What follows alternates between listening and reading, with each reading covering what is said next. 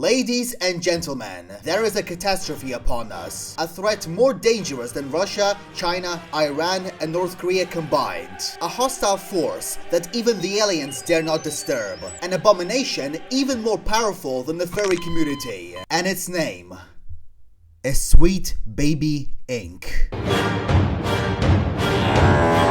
So I'm pretty sure most of you who have the internet know what Sweet Baby Inc. is. It's a narrative consulting firm that has worked on big titles like God of War Ragnarok, Alan Wake 2, Suicide Squad Dead on Arrival, and only 170 people are playing it. And if we are to believe what they say on their website, they tell better, more empathetic stories while diversifying and enriching the video games industry. And I'm saying if we are to believe, because essentially this is a company that game devs hired to score extra DEI points, and this forceful injection of diversity has resulted in a lot of criticism, which hasn't been helped by statements like this. We still look at our core demographics and say, okay, they're white, cis, hetero males, and we cater almost exclusively to them. And the problem is that we don't just cater to them like, here's something that we think you'll enjoy. We cater them the way that we cater to like a picky baby. You know, everyone's surprised that Gamergate 2 Electric Boogaloo is a thing, but honestly, when you talk about your target audience like this, you cannot not expect them to react in a way that doesn't force you to disable the comments. Anyways, that stuff happened many months ago, and we thought everybody had moved on.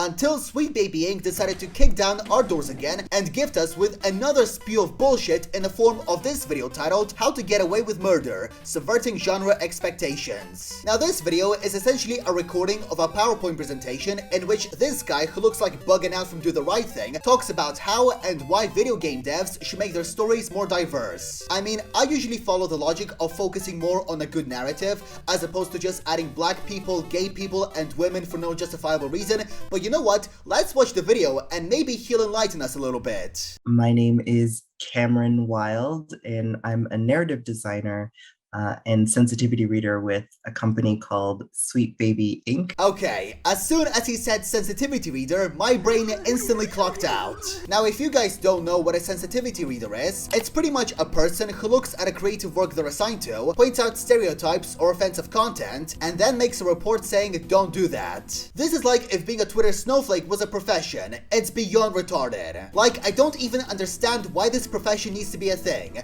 Not only is it a waste of money, but it's also censorship in the most cowardly form. Some content just needs to stay offensive because it has more of an impact on the player. If Call of Duty developers hired sensitivity readers for their new game, they would turn it from a gritty and violent shooter into fucking Splatoon. This is already happening with books, because if you remember last year, a bunch of Roald Dahl's titles had parts of their text censored to be less offensive. So for example, in Charlie and the Chocolate Factory, the character of Augustus Gloop was originally described as enormously fat, but now it's just enormous. Like, these people are so sensitive that they thought describing a fat character as enormously fat is fatphobic. This is my favorite change they made. The word black was removed from the description of the terrible tractors in the 1970s The Fabulous Mr. Fox, and are now simply murderous, brutal-looking monsters. Like, how brittle-boned must you be to think that the word black being used to describe something negative, not even in a racial context, is offensive? And I thought dream stands were the most sensitive people in the world. Turns out it's a bunch of mentally disabled adults who like to censor shit in the name of political correctness. Anyways, the point of this rant is that this idea that we need some kind of special committee to censor games in order to make sure they're not offensive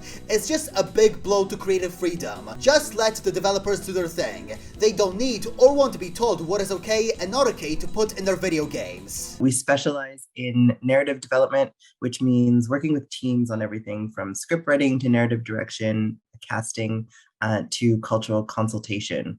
And we do it with a focus on inclusion, but also on creating joy through storytelling. Now, I have no problem with inclusion in video games. I think that having a diverse set of characters and stories will bring a lot of interesting perspectives we might have never seen previously. But when that inclusion is inauthentically forced into video games, then it becomes a problem. For example, Alan Wake 2 has a black woman as one of its main characters, which I have no issue with because I'm not anti-pants gaming. What I do have an issue with is how that character was originally intentionally white, as you can see in this video featured as an Easter egg in another one of Remedy's games, Quantum Break. But for Alan Wake 2, Remedy hired Sweet Baby Inc. to help with its narrative and characters, and they swapped the white actress for a black one. That makes it look less like authentic representation and more like blatant tokenism. Just create a whole new character at that point instead of doing this lazy race swap. This is literally like when Disney made The Little Mermaid black for the remake. It's not bad because the character is black, it's bad because it feels like a lazy cop-out. Instead of creating a whole new character for a new IP, they just simply applied a new coat of paint to an already existing template. So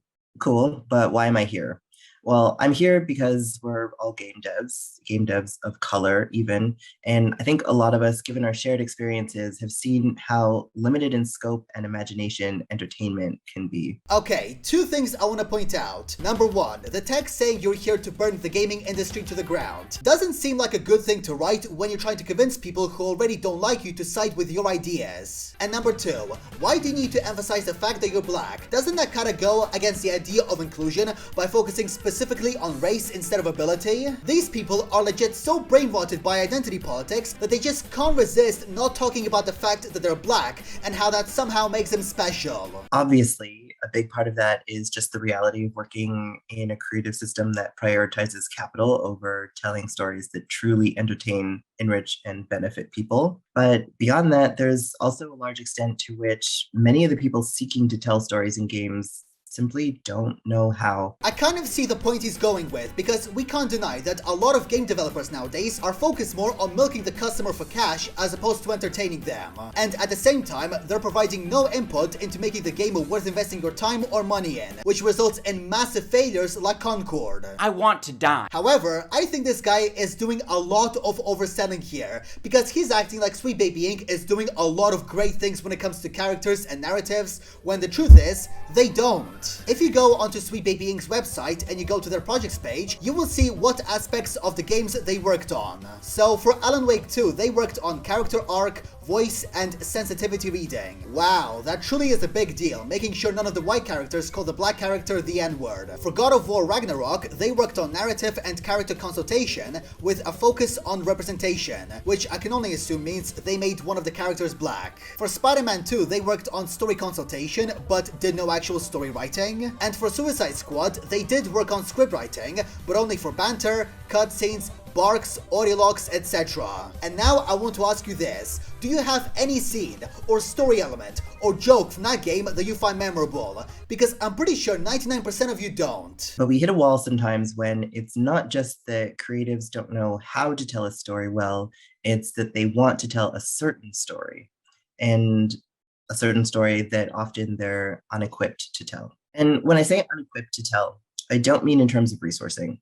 I mean creative people or teams who want to tell a story they don't have the identity, perspective, experience, or empathy to tell, and who don't want to feel the discomfort that arises when they realize they've reached the limits of their abilities. Well, I can already see where he's going with this. He's gonna talk about how white people aren't qualified to tell stories about black people because they haven't had the same experience as them, which I think on a certain level is pretty racist. Yes, white people on average don't experience the same struggles as black people do, whether we are talking about racism or socioeconomic struggles, but saying that just because on average they are better off means they can't tell stories about black people is just beyond ridiculous. The Spider-Verse movies feature a black man as their main protagonist. He's depicted in a very empowering manner that gives him agency and doesn't make him rely too much on a white savior character, and those movies were directed by white men. I'm not arguing that there aren't movies about black people that utilize tropes such as the white savior character, because without a doubt there are a lot of such films. But saying that all creative works made by white people about black people are like that is not only inaccurate,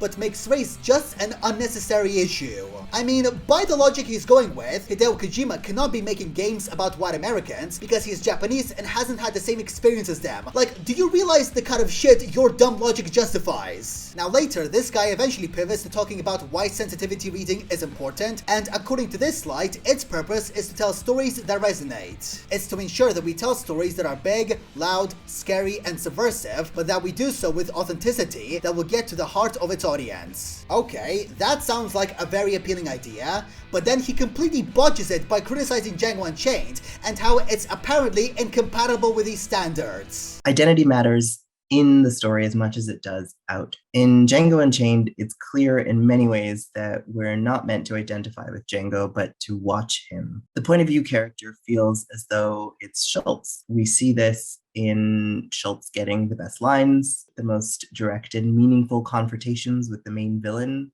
the best, coolest, and most meaningful death, and also the moral high ground. So his first criticism is that Tarantino made the movie so that we identify more with Dr. Schultz instead of Django.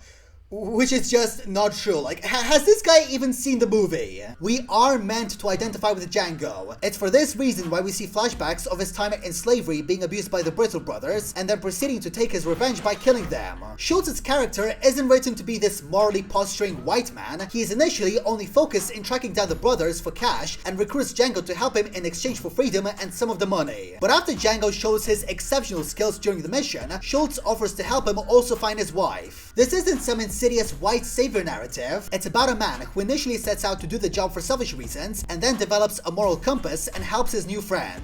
If Tarantino wanted us to identify with Dr. Schultz, he would have made him the main character and made the story from his perspective, thereby depriving Django of any meaningful agency.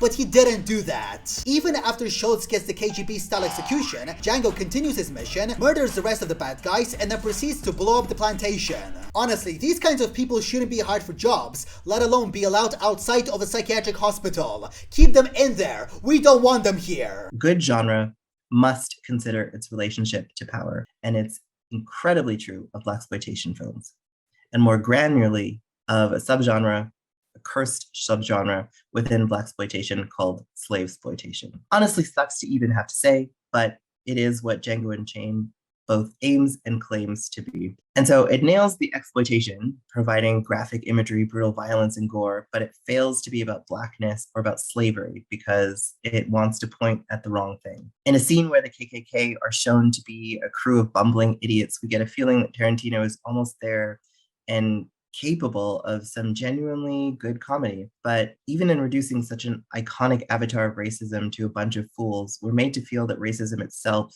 feels silly to Tarantino. Django Unchained treats racism and slavery as that silly little thing we did in the 19th century. Even its plantation-owning villain, Calvin Candy, played by Leonardo DiCaprio, feels custom-built to resonate rather than disgust. I need to do a brain scan after I stop recording, because I think this video might have given me a tumor. How is Tarantino's portrayal of the KKK bad? If anything, he's making fun of the ideology of white supremacy and how stupid these people are. And also, Django isn't some Oscar-bait drama about slavery. It's a movie that combines elements of spaghetti westerns, revisionist westerns, and blaxploitation films in order to create popcorn entertainment with a very simple message. This was Tarantino's mission from the very beginning, because in a 2007 interview with the Daily Telegraph, he said, "I want to do movies that deal with America's horrible past with slavery and stuff, but do them like spaghetti westerns, not like big issue movies." He's not portraying slavery as something quirky. He's creating a narrative in which two men living in a world full of prejudiced people are empowered to fight against them in the most badass way possible. The character of Calvin is presented in such a cartoonish way because that's a good way of making fun of racism. Having DiCaprio play him is even better because it shows how even the most handsome looking and charismatic individuals can also be the most vile pieces of shit the world has ever seen.